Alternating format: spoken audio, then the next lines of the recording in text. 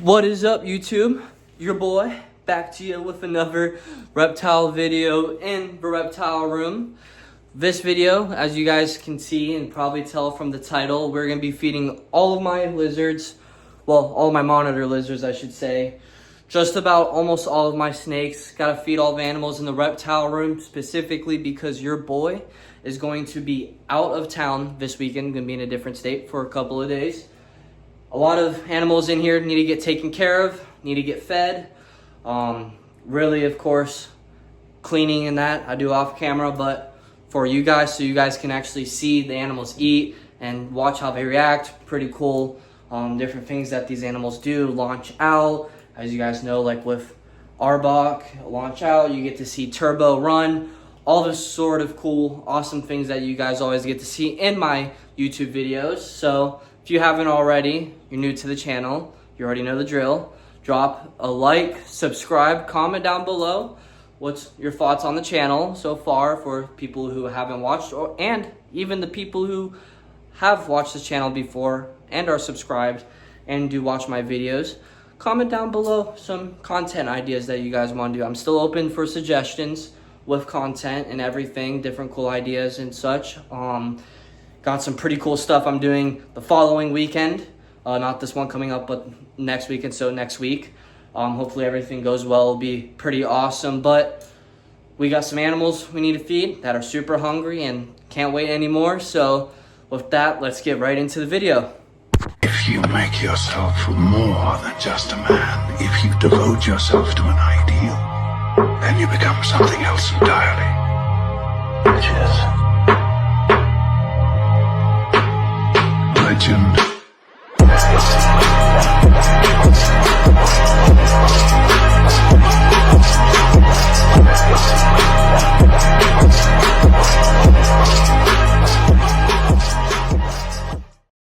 Alright, so for animal feedings today, we're going to start off with the monitor lizards, of course, starting off with my beautiful Miss Toothless, my beautiful black dragon, which is an Asian water monitor, but is hypomelanistic.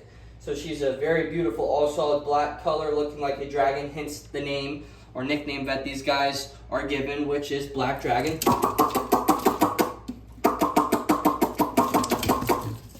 There we go. Give her a nice little pinky, or fuzzy I should say.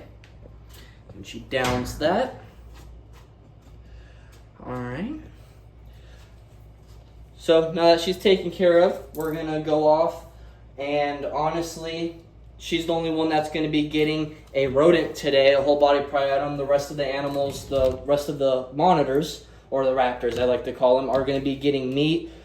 Same with Toothless here. So we're just going to take care of her first with when it comes to the rats for monitor lizards. We're going to actually go feed the snakes now, and then get back to the monitor lizards for their meat diet that I've been giving them. This beautiful snake right here is Buns. She is the biggest animal I currently have in the collection, or my reptile room, I like to say. I don't really like to call my animals a collection, kind of making it sound like they're objects when these are, of course, beautiful living animals. But Buns here is my biggest animal in the reptile room. She is a Redtail Boa that is about 5.5 feet long. I'm actually going to be hand feeding her this jumbo rat right here. Let's see if she takes it. Oh, I know she will. Oh, there we go. Look at that. Come on, coil, constrict. Now, this is a Redtail Boa, native to different parts of South America, mainly found in Colombia. They are known to be called Redtail Boa specifically. As you can see, the closer it gets to the end of the tail, it is harder to see in the lighting, but closer you get to the end of the tail, you see these blotches get bigger and bigger, and it's actually a red definition when she's out. So, surprised that she's actually not constricting around it, but that's all right. She'll still take it and down it. The difference between venomous and non-venomous is that with venomous, they have venom. Snakes have venom that they use to eject, and they rely on that to inject into their prey items, their food, which is called envenomating, specifically to down it in a way of basically, I don't know how to say it on YouTube, but offing the prey item so that they are able to take it down and eat it and have an easy meal, while non-venomous snakes are known as constrictors, wrapping around their prey until they're no longer able to breathe, hence the name constricting, because it is squeezing. Ghost, he is one of my 3 ball pythons. He is actually the first ball python that I have had.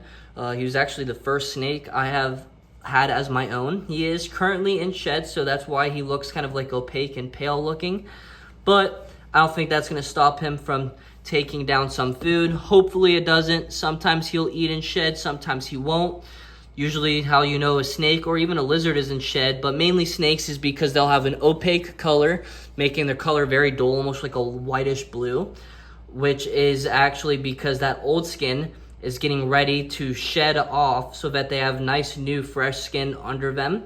And that's actually a sign that a reptile is growing and is healthy. And they actually use actual natural body oil that comes off of their scales, which is what helps them remove this old skin so that they have nice new skin.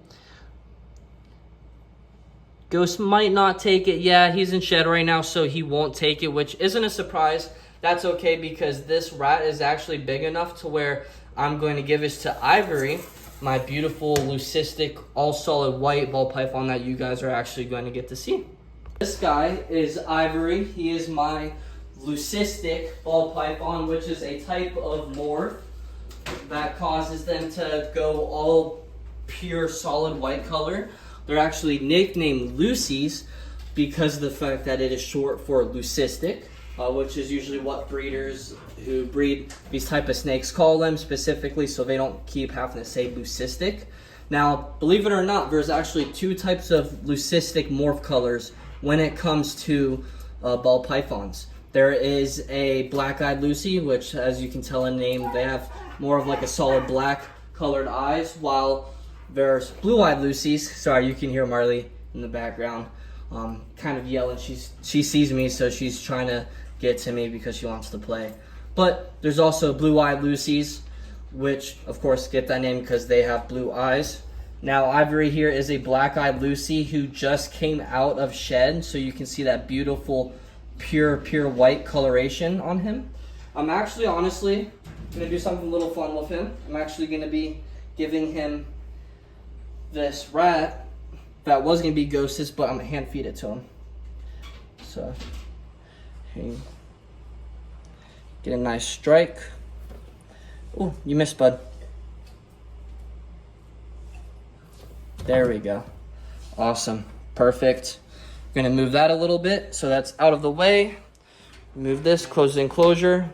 Let him get a nice good meal in his stomach, which will be nice and good for him. He'll be fine for a week till his metabolism catches up. The rat's fully through his system, all the nutrients needed. Poop is out and out of his system, and he'll be hungry for more.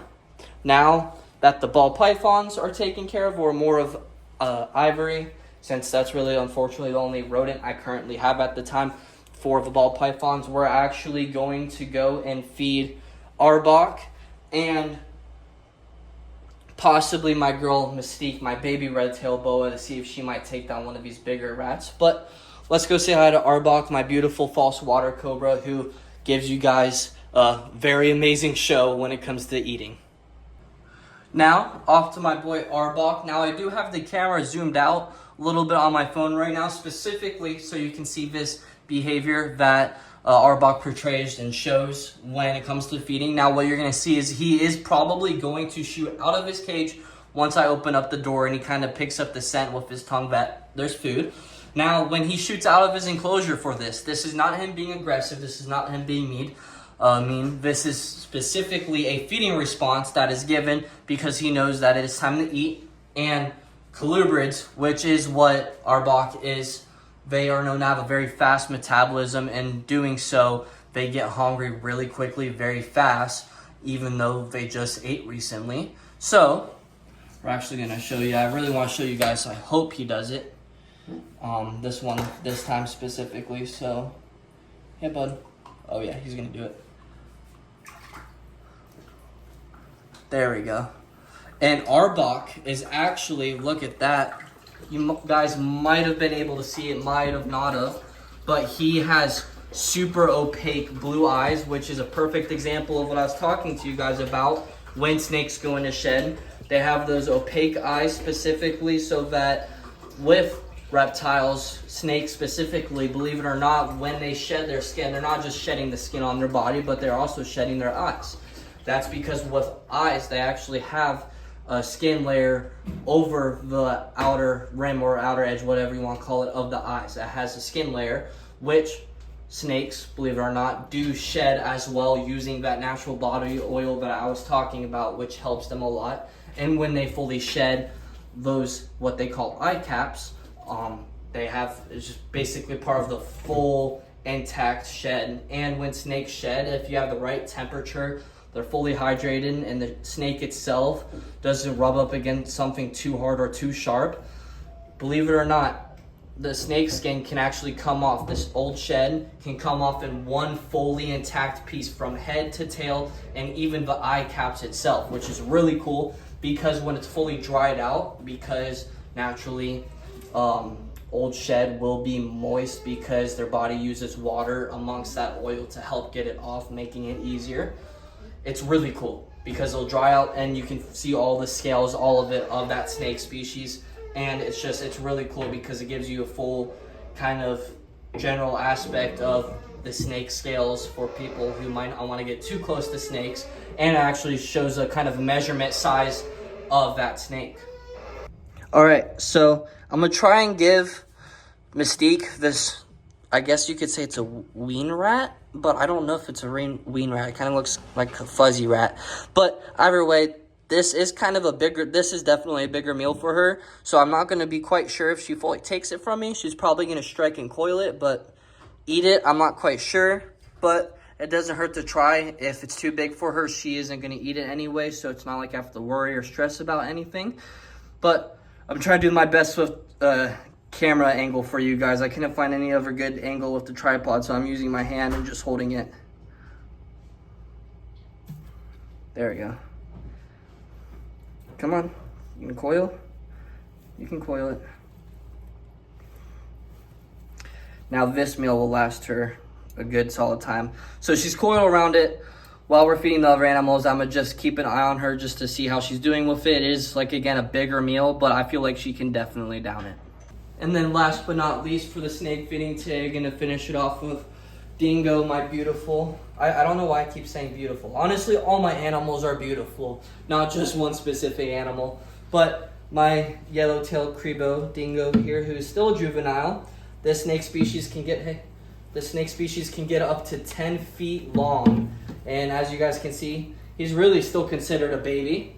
Now, what I just gave him is a hopper mice. He's actually going to get 2 of those, and you can tell that they're called yellow-tailed Crebos because of that beautiful, right there, that beautiful last quarter-ish third of the body is that vibrant high yellow color. And it's actually really cool because the person I got him from showed me a picture of his mom, and his mom is literally yellow, like rainbow hot. It's insane. So when he's full grown, I can't wait to see how big he gets. One, I can't wait to see how big of a just monster he gets. I can't wait to upgrade him into something bigger and longer. While at the same time, I can't wait to see how vibrant that tail becomes. Because yes, with yellow-tailed Crebos, no matter what, their tail is going to be yellow. But genetics does have a huge role to play in it. What vibrancy of to see if it's going to be like a normal-ish color yellow, or it's going to be like a really high-end beautiful yellow color. Now, a lot of these animals that you see, I do not plan on breeding them.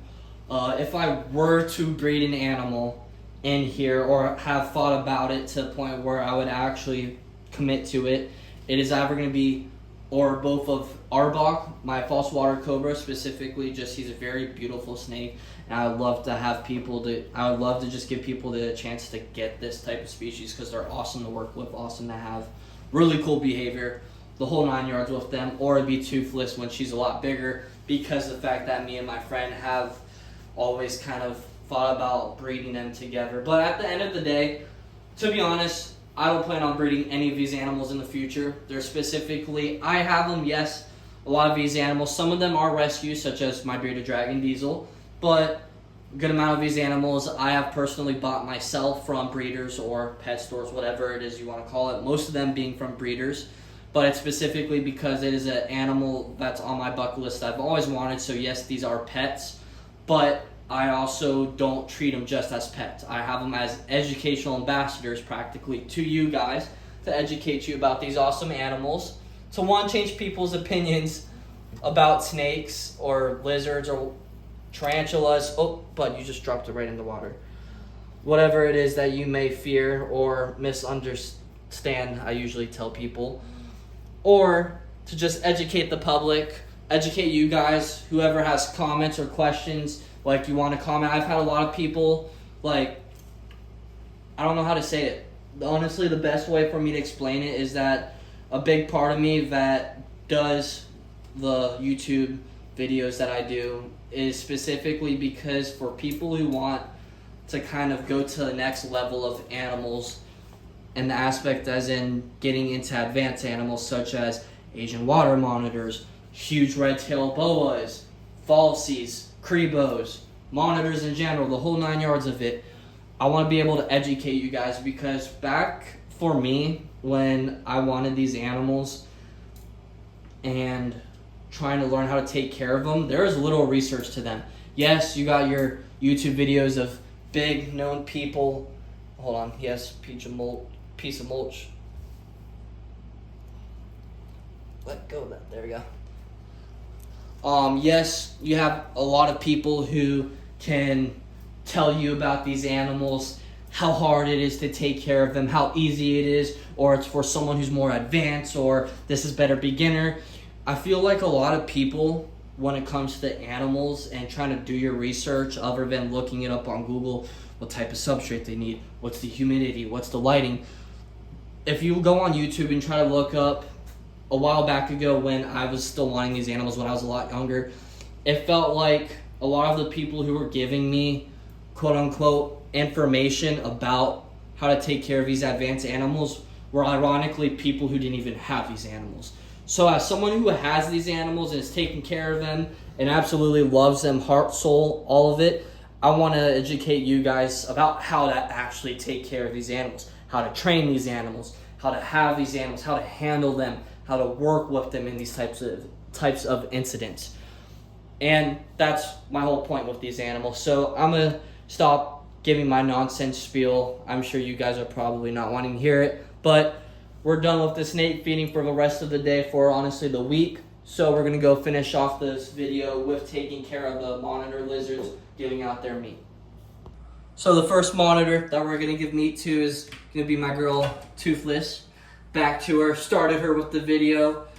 Gonna have her at the end. Here, let me move her door real quick for you guys. Put her right here.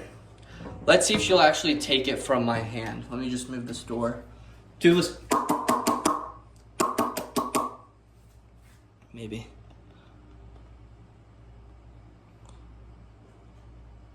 Let me see. Hold on, I'm trying to zoom in for you guys. There we go. No. Yeah, she's just gonna hiss and do her thing, whip her tail at me. So we're just gonna take this. I'm gonna put it right down here for her. And then later on, once she's done eating, I'll take it out of her enclosure so it doesn't get all old and nasty. Now we gotta give Venom, my black throat, his meat mixture, carnivore diet is what I call it.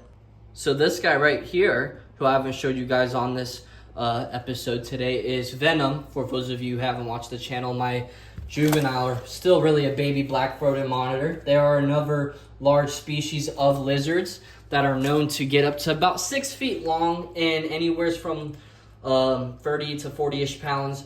So they're very similar size to Asian water monitors. I just don't think they get as big, like girthy and like a belly to them. And he's actually gonna go up to this food. Right now he's probably gonna take it down. There we go. He's an awesome lizard.